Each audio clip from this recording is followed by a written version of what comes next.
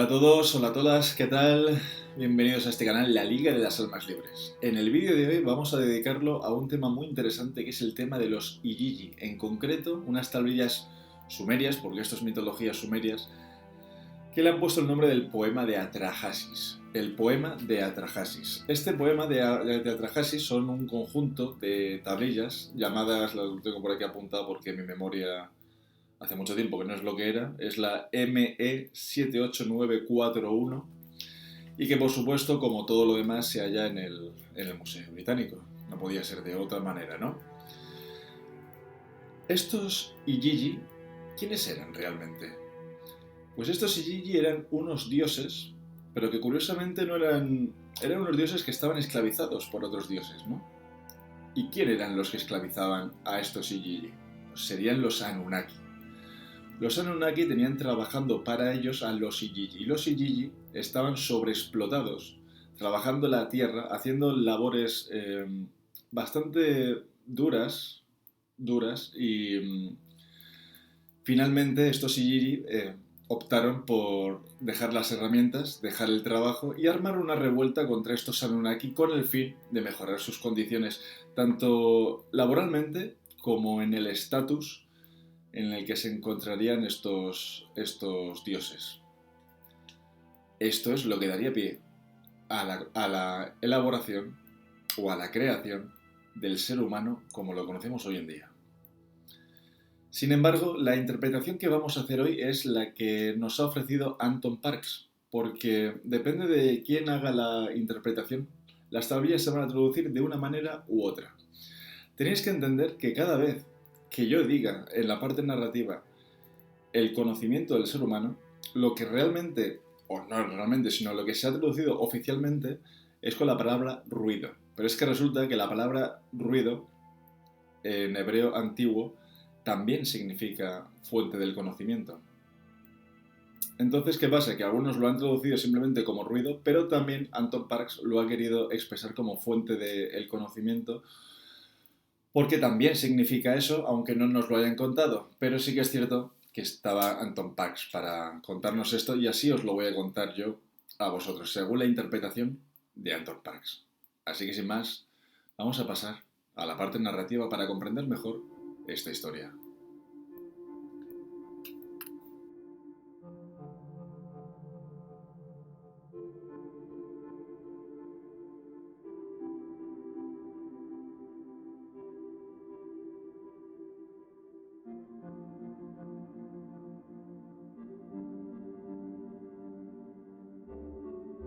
Considerados como dioses menores, los Igigi formaban parte de lo que los antiguos sumerios denominaban el Gran Consejo Supremo de los Dioses, que era una institución que regía las áreas celestiales.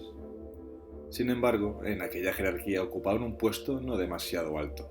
De hecho, eran considerados como servidores de los Anunnaki, y estos seres les encomendaban tareas forzosas de obra y construcción, como la elaboración de zanjas, drenar canales, excavación de minas y una larga lista de etcéteras en relación a este tipo de trabajos forzosos. Pero yéndonos a la etimología de la palabra Igigi, significa ojos, y el hecho de duplicar las letras indicaría una acción, como la acción de observar, de ver o de analizar. Parece que según el significado de este nombre podían tener también una función de vigilantes, pero por mi parte esto no es más que mera especulación fruto de mi propio raciocinio. Vayamos a lo que sí que dicen las tablillas sumerias.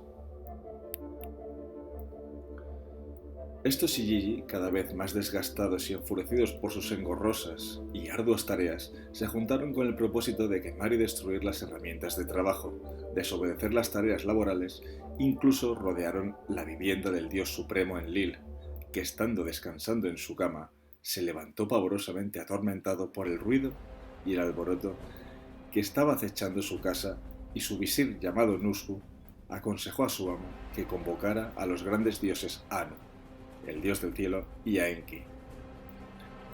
Anu les aconseja que traten de averiguar quién es el líder de la revolución y envía a Nusku para preguntarles quién es el líder. Sin embargo, la respuesta que recibieron fue la de: «Cada uno de los dioses ha declarado la guerra», dijo Belit Ili. La diosa madre está presente. Por otro lado, Enki propuso crear al ser humano para que tomase el relevo de los Igigi con el fin de apaciguar la revolución, y estando todos de acuerdo, la diosa madre Nintu moldeó al ser humano en arcilla y sacrificaron al dios Gatsue para crear el alma de estos seres humanos. Así creó 7 hombres y 7 mujeres. Y todo fue bien hasta el punto en el que el ser humano se reprodujo tanto, multiplicó tanto su especie, que sobrepoblaron el Edén, y esto molestaba a Enlil, ya que el contacto con el humano hacía enfermar a los Anunnaki. Tanto era así, que mandó una plaga sobre ellos con el fin de reducir su número. Sin embargo, había entonces un hombre sabio llamado Atrahasis, que en ocasiones se comunicaba con Enki, y estuvieron hablando sobre el asunto de cómo poner punto y final a la epidemia provocada por el ser humano. Enki le dijo que para socavar la epidemia nunca más tendría que rendir culto a los dioses, menos a Naptar, para que cesara la plaga, ya que era el dios de las epidemias. 1200 años después, el conocimiento alcanzado por los hombres volvió a molestar a Enlil, y éste convocó al dios Adad para provocar sequías y acabar con los cultivos, provocando así una hambruna de 6 años, dejando al ser humano herido y sin fuerzas. Atrahasis volvió a recibir una comunicación de Enki para volver a insistir en no rendir culto a los dioses, pero esta vez exceptuando al dios Adad para que volviesen a florecer de nuevo los cultivos. El hombre volvió a superar una vez más los ataques de Enlil, pero el conocimiento alcanzado por los hombres volvió a molestarle de nuevo y mandó juntas la plaga, la sequía y la hambruna. Sin embargo, Atrahasis pidió ayuda de nuevo a Enki, y éste saboteó los planes de Enlil, que al darse cuenta de la traición de Enki convocó una reunión para acabar con la creación de Enki de manera definitiva. En esencia, quería provocar el exterminio total de la humanidad, y Enki intentó rebatir ante el Consejo que la creación del hombre se hizo para que ellos no tuvieran que realizar las duras labores y trabajos de construcción, por no hablar de que su alimento dependía del trabajo de los hombres. Sin embargo, esto no sirvió para convencer a nadie. Enlil, cada vez más enojado, propuso exterminarlos cubriendo la tierra de agua, mandando un diluvio y así hundir al ser humano en las oscuras llanuras de los mares y océanos. Una idea que el resto de los dioses asumieron con muy buen grado. Todos, menos Enki, claro. Sin embargo, Enlil, en su retorcida maldad, propuso 2 cosas. La primera, Enki debía ser quien creara la inundación para aniquilar a su querida creación. Y la segunda, forzaron a Enki a jurar no interferir con la asolación que le abordaba al ser humano. Enki, pese a intentar negarse a ello, finalmente tuvo que prestar juramento bajo presión y coacción. Y así inmediatamente se comunicó mediante el sueño con Atrahasis y le advirtió que dejara su casa, que se pusiera en pie y manos a la obra para construir una barca que fuese muy grande, tan grande como para que tuvieran lugar otros muchos seres a los que salvar, siendo 2 pares, macho y hembra, por cada especie. Enki le dijo cómo debía ser el diseño y las medidas de este gran navío.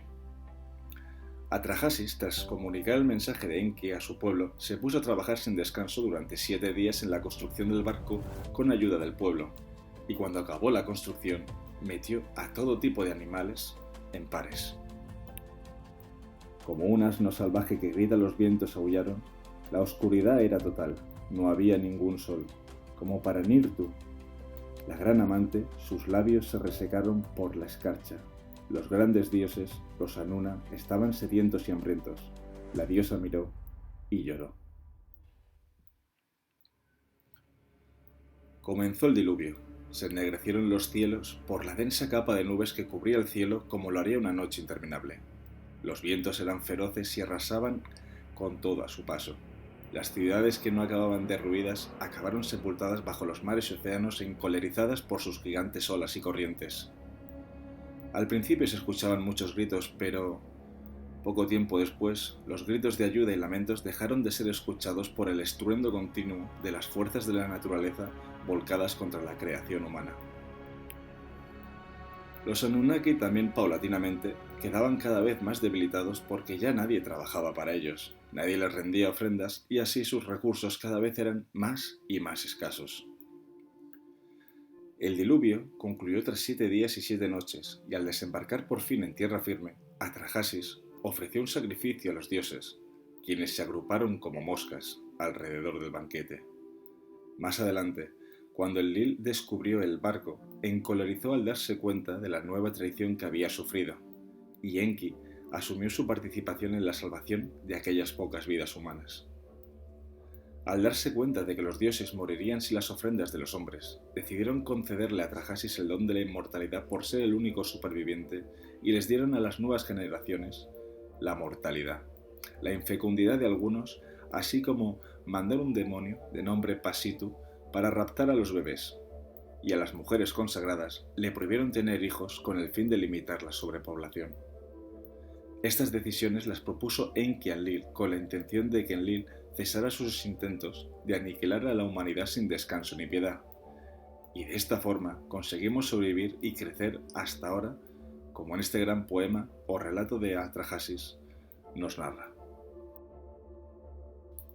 Bueno, pues hasta aquí la parte narrativa. Sí que es cierto que hay que mencionar algunas diferencias entre lo que es el poema de Atrahasis y lo que luego cuentan en la Biblia, en sus distintos apartados, porque realmente entendemos que el poema de Atrahasis es exactamente lo mismo que la historia de Noé, lo que nos cuenta la Biblia, pero las diferencias son muy notorias.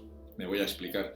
Mientras que está claro que la Biblia ha hecho copia del poema de Atrahasis para contar la historia de Noé y del diluvio, ha habido muchas cosas que ha omitido y que son de vital importancia, como es el paso previo de estos seres alienígenas o estos extraterrestres, estos Anunnaki y estos Igigi, que estarían en la Tierra y que la Iglesia ha decidido, o que la Biblia ha decidido no meter a este tipo de agentes en sus historias.